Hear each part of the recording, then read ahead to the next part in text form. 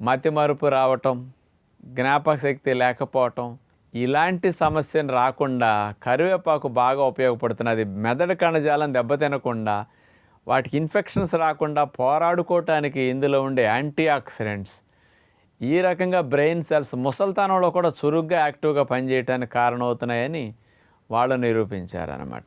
మూడవ పరిశోధన 2014 సంవత్సరం తమిళనాడులో జరిగింది, మన ఇండియాలోనే. University education and research centre వారు ఈ పరిశోధన చేసి ఏం చెప్పారు అంటే, కరివేపాకులో యాంటీ ఆక్సిడెంట్స్ అనేవి అతి ఎక్కువగా ఉన్నాయి, పుష్కలంగా ఉన్నాయి.